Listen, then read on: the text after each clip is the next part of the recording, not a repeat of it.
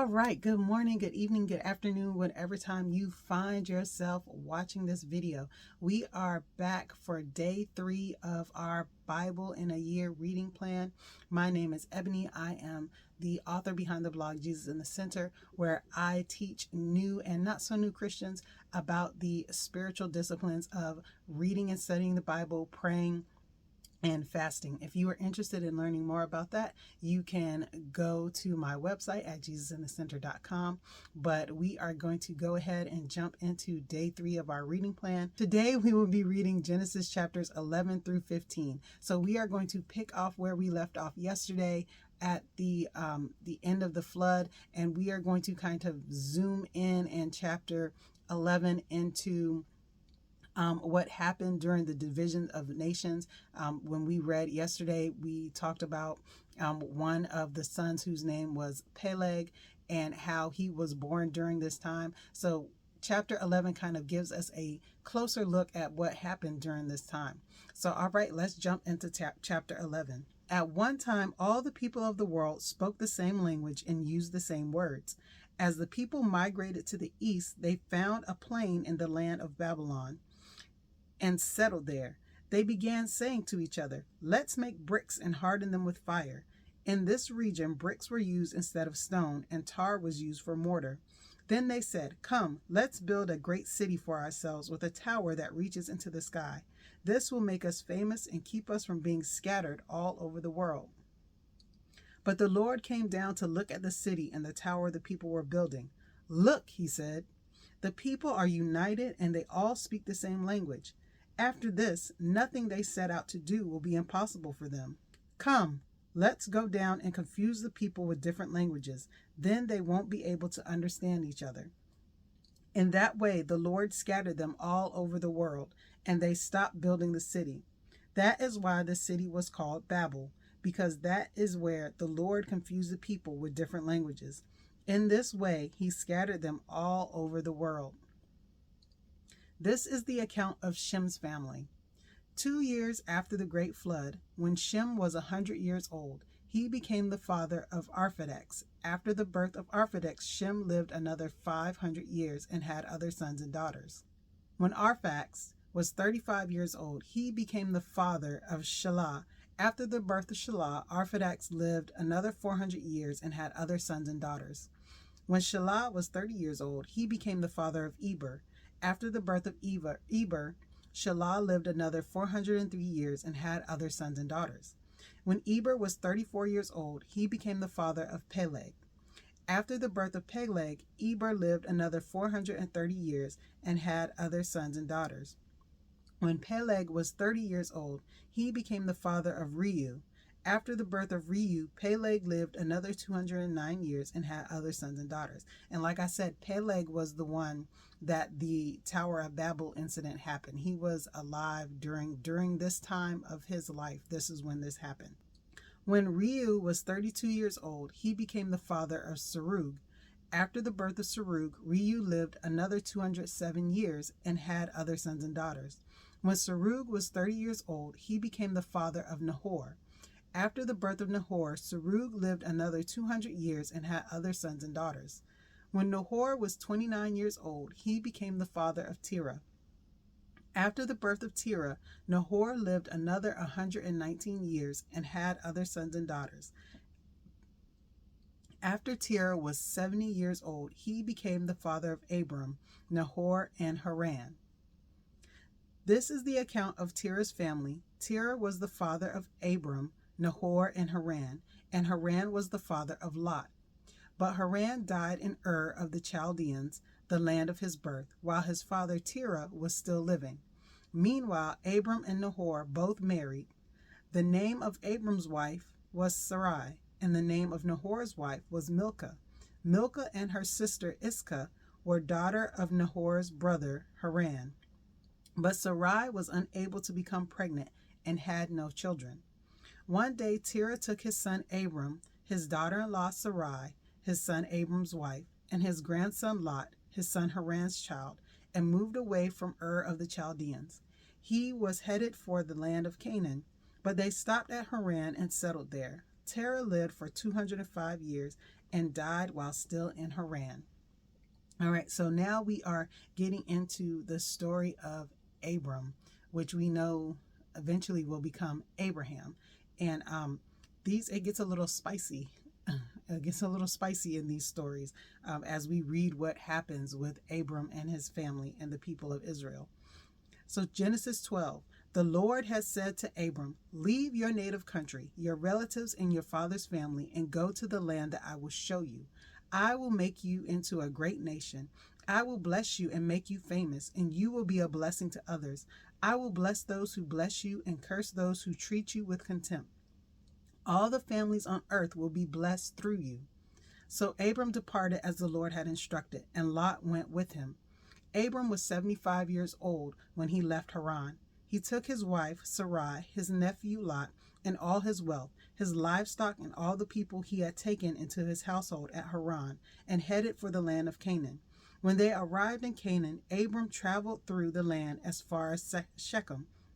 There he set up camp beside the oak of Moriah. At that time, the area was inhabited by Canaanites. Then the Lord appeared to Abram and said, I will give this land to your descendants. And Abram built an altar there and dedicated it to the Lord, who had appeared to him. After that, Abram traveled south and set up camp in the hill country, with Bethel to the west and Ai to the east. There he built another altar and dedicated it to the Lord, and he worshipped the Lord. Then Abram continued traveling south by stages toward the Negev. At that time, a severe famine struck the land of Canaan, forcing Abram to go down to Egypt, where he lived as a foreigner.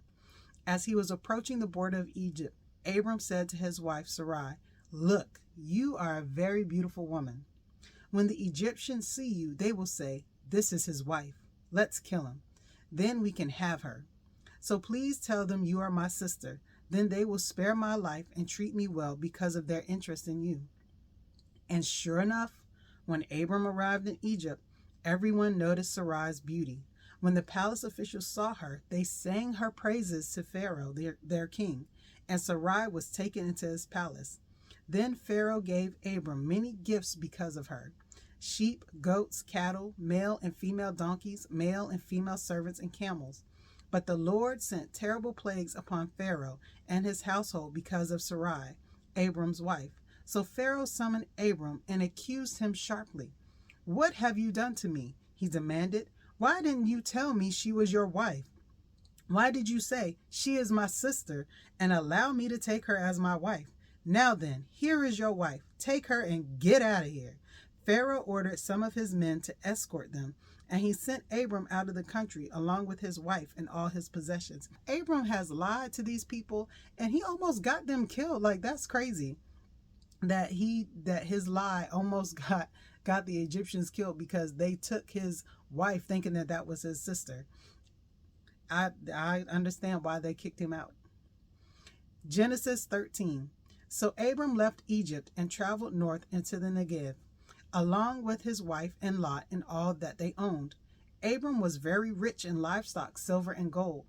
From the Negev, they continued traveling by stages toward Bethel, and they pitched their tents between Bethel and Ai, where they had camped before. This was the same place where Abram had built the altar, and there he worshipped the Lord again. Lot, who was traveling with Abram, had also become very wealthy, with flocks of sheep and goats, herds of cattle, and many tents. But the land could not support both Abram and Lot, with all their flocks and herds living so close together. So disputes broke out between the herdsmen of Abram and Lot. At that time, Canaanites and Perizzites were also living in the land. Finally, Abram said to Lot, Let's not allow this conflict to come between us or our herdsmen. After all, we are close relatives. The whole countryside is open to you. Take your choice of any section of land you want, and we will separate. If you want the land to the left, then I will take the land on the right. If you prefer the land on the right, then I'll go to the left. Lot took a long look at the fertile plains of the Jordan Valley in the direction of Zoar. The whole area was well watered everywhere, like the garden of the Lord or the beautiful land of Egypt. This was before the Lord destroyed Sodom and Gomorrah. Lot chose for himself the whole Jordan Valley to the east of them. He went there with his flocks and servants and parted company with his uncle Abram. So Abram settled in the land of Canaan, And Lot moved his tents to a place near Sodom and settled among the cities of the plain. But the people of this area were extremely wicked and constantly sinned against the Lord. After Lot had gone, the Lord said to Abram, "Look as far as you can see in every direction, north and south, east and west. I am giving all this land as far as you can see to you and your descendants as a permanent possession. And I will give you so many descendants that, like the dust of the earth, they cannot be counted. Go and walk through the land in every direction, for I am giving it to you." So Abram moved his camp to Hebron and settled near the oak grove belonging to Mamre. There he built another altar to the Lord. Chapter 13, we see the split of Abraham and Lot. Lot chooses to go over to the side with Sodom and Gomorrah, and because of that, Abram goes the other way.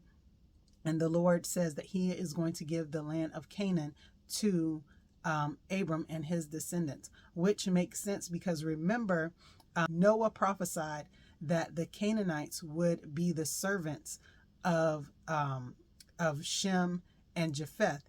And remember, Noah came from the line of Shem. So that makes sense. God is fulfilling his covenant, and he is sending Abraham and his descendants to conquer the Canaanites, because that is what Noah prophesied would happen between the relatives of Shem and the relatives of Japheth, that the Canaanites would be servants to them. Genesis 14.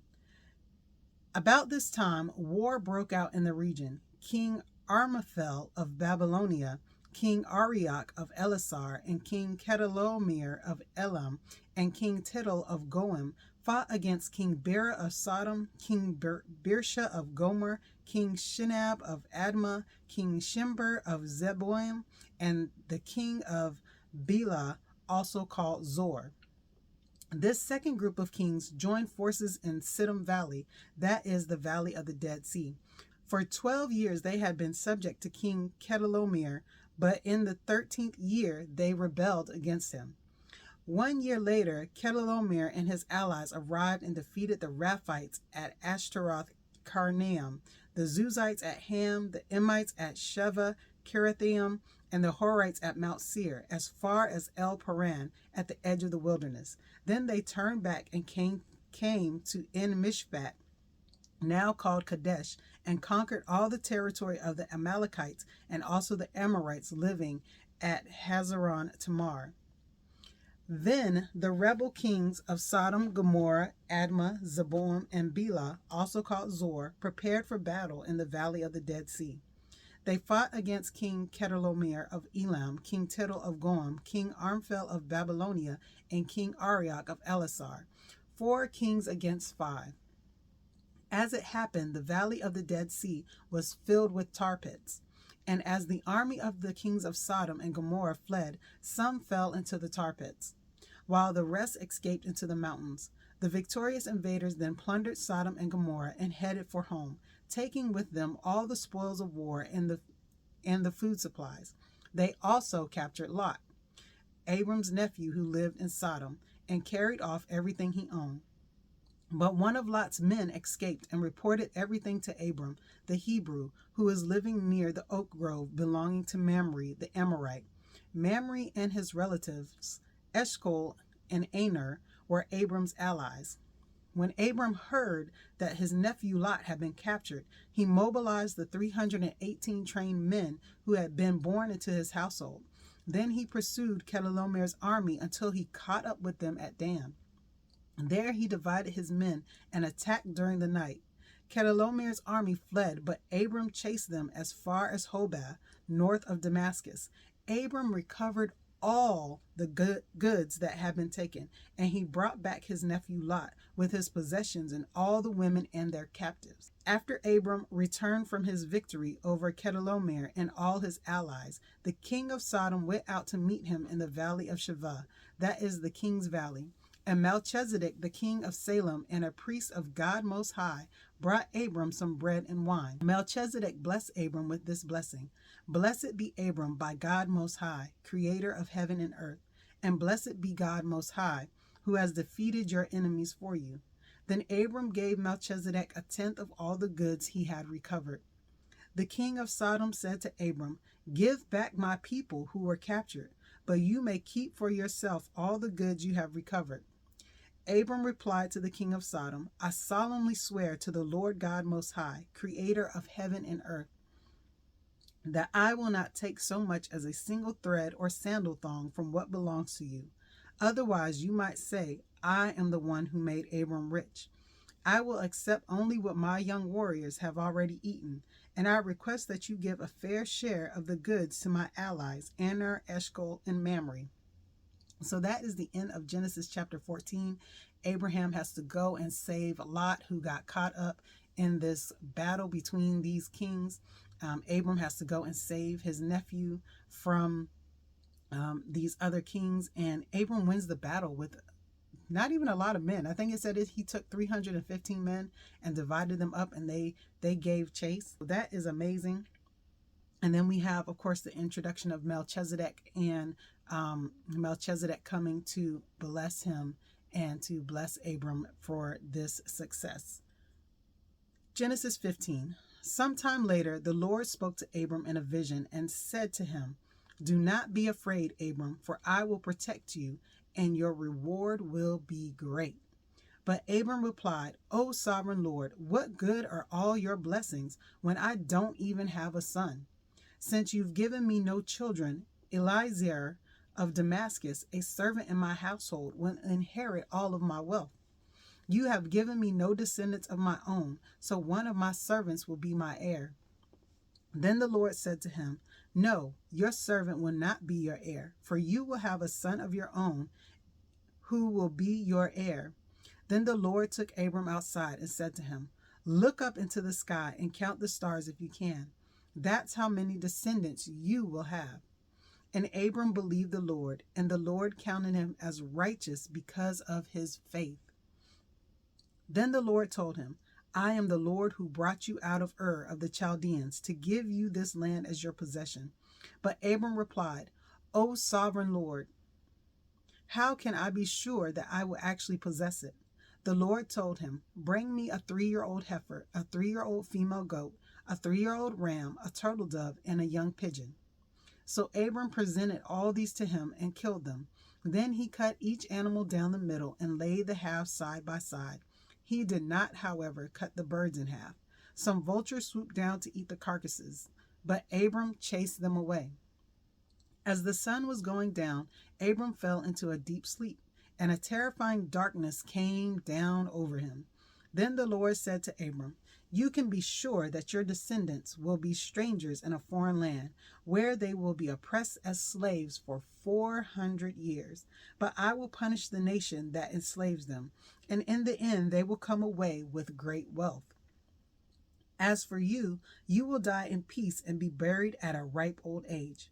After 4 generations, your descendants will return here to this land, for the sins of the Amorites do not yet warrant their destruction."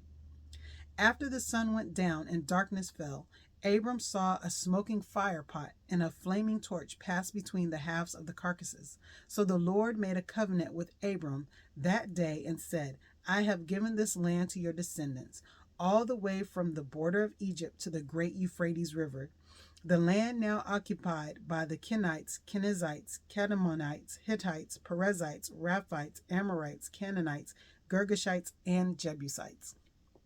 That is the end of Genesis chapter 15. We end this chapter with God coming into a covenant with Abraham and promising him that he will have sons, he will have descendants that will be as numerous as the stars. So that is the end of our day 3 reading. If you enjoyed this, if you enjoyed the commentary, let me know down in the comments. I can add my commentary, or I can just, read it as is. If you noticed anything as you read through the story, put down in the comments what you noticed. Like, did you notice anything, or was there anything crazy that happened that shocked you? I would be interested to hear what you guys have to say. Also, don't forget to like and subscribe to the channel so that you can get the notifications for the next video. But I will see you guys in the next video for day 4 of our Bible in a Year reading plan. All right. Have a blessed day. Bye.